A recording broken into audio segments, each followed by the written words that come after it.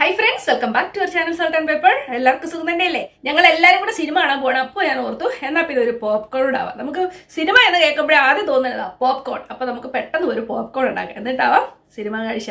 നിങ്ങളും പോരെ ഞാൻ എങ്ങനെ ഉണ്ടാക്കുന്നത് നിങ്ങൾക്ക് കാണാമല്ലോ. അപ്പോൾ ഞാനിന്ന് ഉദ്ദേശിക്കുന്നത് ഒരു ബട്ടർ പോപ്കോൺ ആണ്. അപ്പോൾ അതെങ്ങനെ ചെയ്യുന്നതെന്ന് കണ്ടു നോക്കാം. നമ്മളെല്ലാവരും പോപ്കോൺസ് ഉണ്ടാക്കാറില്ലേ വീട്ടിൽ? നിങ്ങൾ എങ്ങനെ ഉണ്ടാക്കുന്നത് എന്ന് എനിക്കറിയില്ല. നമുക്ക് പല ഫ്ലേവറുകളിൽ പോപ്കോൺസ് വീട്ടിൽ തന്നെ ചെയ്തെടുക്കാവുന്നതാണ്. ഇത് ഞാൻ നാക്ടോ എന്ന് പറയുന്നൊരു കമ്പനിയുടെ, നമുക്ക് പല കമ്പനികളും എന്തായാലും വാങ്ങാൻ കിട്ടും.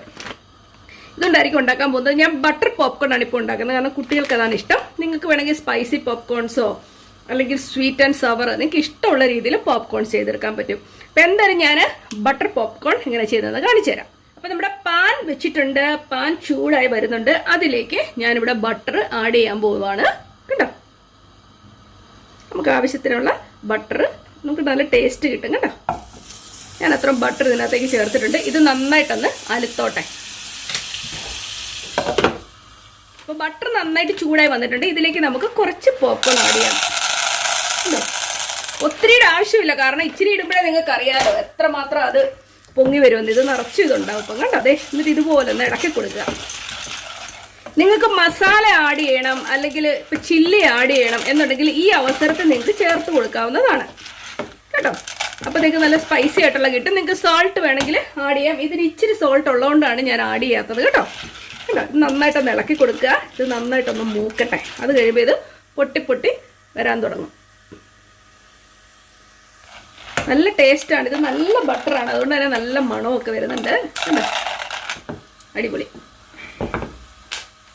ഒരാൾ പൊട്ടിത്തെറിക്കാൻ എന്നോട് പറയുന്നത് കണ്ടോ. പൊട്ടാൻ തുടങ്ങി കഴിഞ്ഞാൽ പിന്നെ രക്ഷയില്ല. നമ്മളിത് മൂടി വെക്കുന്നതായിരിക്കും നല്ലത്. ഓക്കെ, ഞാൻ മൂടി വെക്കാൻ പോവാണേ.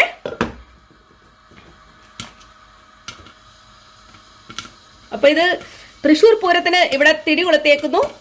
നോക്കിയേ, തൃശ്ശൂർ പൂരത്തിന് തിരി കൊളുത്തിയേക്കുന്നു. ഞാൻ അടച്ചു വെച്ചു. നിങ്ങൾക്ക് കാണാലോ ഇതിനകത്തൂടെ പൊട്ടിത്തെറിക്കുന്നേ. സൂപ്പറാ. ഒരെണ്ണം തെറിച്ച് ഞാൻ വാലിട്ടു കണ്ടോ. മാലപ്പടക്കത്തിന് തീ കൊടുത്തേക്കാണ്.